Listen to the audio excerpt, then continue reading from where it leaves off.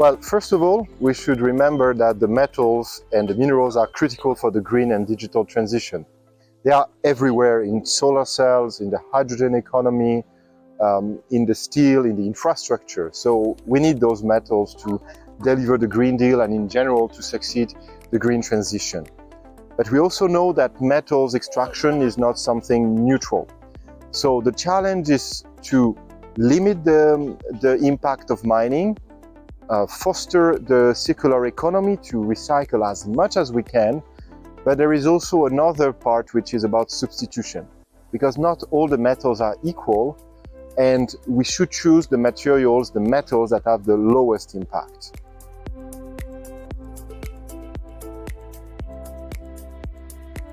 Generations of engineers have learned to choose materials, we call it materials by design, in a way to optimize the trade-off between price and performances. A generation of engineers did that. Now we have to include another parameter in the equation, which is the sustainability. We still want the products to remain affordable, we still want them to be performant, but they have to be sustainable on top of that. So this is a huge challenge, because first we need to be able to quantify the sustainability. What does it mean? Is it about CO2 footprint only, or is it also about the impact for the communities, for the local environment, for the diversity? So all, first of all, needs to be quantified, and this is a challenge. The second part is how we assemble that, how we have now a problem that is much more complex, because not two things have to be balanced, but three and more, because sustainability is multi-parameters. So this requires advanced mathematical models and maybe also artificial intelligence, because we need to discover new materials, but also we need to understand what is available. So in that sense, artificial intelligence will play a role. Now we have extremely powerful tools to investigate the whole literature on the material science. So all the materials that have been synthesized, this is what is happening right now. We can have access to huge database. And also there are active research to discover the materials, the new materials that we don't know.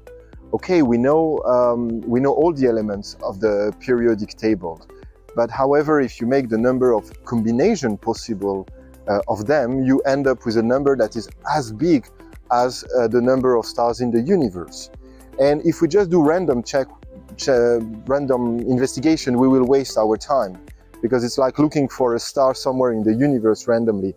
We wouldn't make it that. So we need to have some educated guess to kind of find the right direction. On here, AI can help us, and sustainability must be our compass. So there are huge challenges and a lot of excitement in material science right now for substitution of the most critical materials.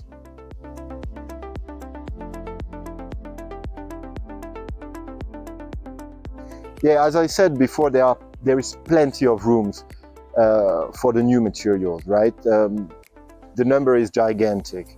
But there is also incentive, because, for example, if you take the example of the precious metals, for example, from the platinum group metals, their impact on the environment is huge.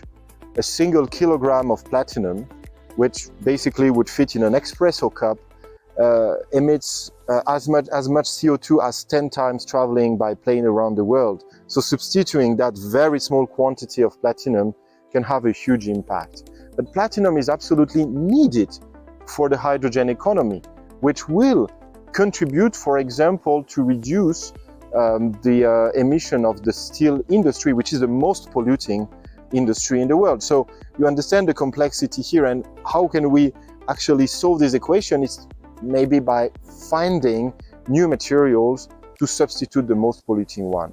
So here, for example, the case of platinum is very, very obvious, but it's also the same for the batteries, for the semiconductors in our computers or smartphones.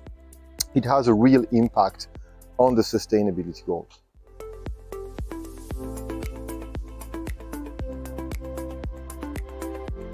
If I continue the example on platinum, we understand that we may be in a situation of shortage of platinum in a very short amount of time.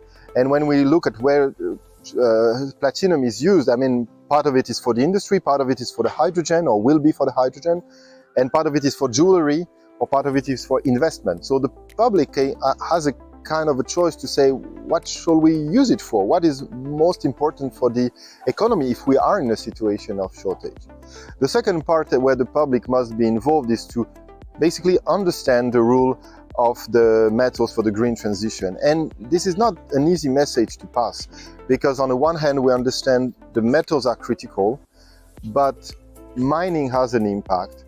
We work very hard, mining companies, mining researchers work very hard to limit it, but limit the impact to make them as low as possible. And there have been real progress compared to 20 years ago. But this is not a reason to waste our resource. And there is a part of behavior that comes from the public, like, is obsolescence of our product acceptable? The consumer here has a real message to pass, and by understanding what all that happened in the material cycle, in the mining, in all the impact it has, perhaps this will change and make the company and the marketing move.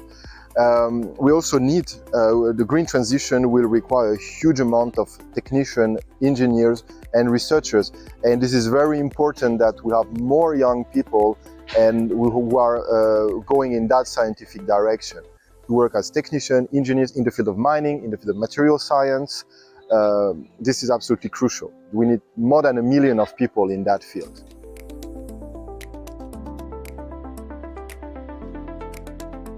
To be curious, and not only to work in the mining. In general, as a scientist, my advice to the younger generation is to be curious, to have a thirst to know about everything. The world is fantastic.